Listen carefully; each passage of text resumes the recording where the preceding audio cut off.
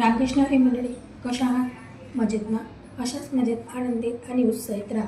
बघू शकता दाराच्या दोन्ही साईडला मी तुमच्याने स्वस्त केलेलं आहे. आणि हे आपण एकादशी, अमावस्या, पौर्णिमा आणि दररोजसुद्धा करू शकतो. हळदीला लेपन केलं, हळदीच्या दाराला की छान उंबरठासुद्धा छान उधळून निघतो. आणि बघू शकता एक वेगळीच पॉझिटिव्हिटी जाणवते. आणि दाराच्या साईडलाच मी थोडं धूपबत्ती लावून वाढून घेत असते.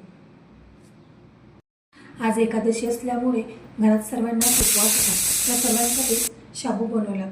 आणि इथे बघू शकता सुद्धा बारीक करून घेतली आणि शेंगदाण्याचा कूट बारीक करून शाबूमध्ये पूर्ण मिक्स करून घेतला.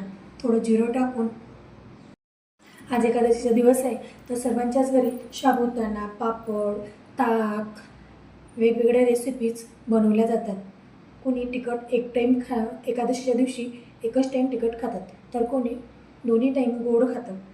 तर असो, बघा पूर्ण जे शेंगदाण्याचं कूट बारीक केलं ते शाबूमध्ये मिक्स करून घेतलं. आता लवकरच गुरुपौर्णिमा येत आहे.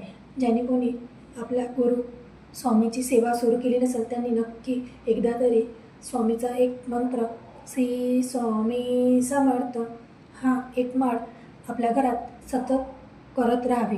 आणि त्याचप्रमाणे एक माळ म्हणा की सतत नामस्मरण म्हणा. आणि पॉझिटिव्हिटी बघा, नक्की एक वेळा श्री स्वामी समर्थ म्हणा. आणि इथे बघू शकता संध्याकाळचे दिवाबत्ती मी करून घेतलेली आहे. आणि हे आहे बेलाचं झाड. श्रावण महिना आता लवकरच सुरू होत आहे. त्यासाठी पार्थिव शिवलिंग बनवण्यासाठी आपल्याला बेलाच्या झाडाखाली पार्थिव शिवलिंग आपण बनवत असतो. तर आपण गुलाबाच्या झाडातसुद्धा पार्थिव शिवलिंग बनवू शकतो. हा होता आजचा व्हिडिओ. कसा वाटला नक्की कमेंट बॉक्समध्ये सांगा.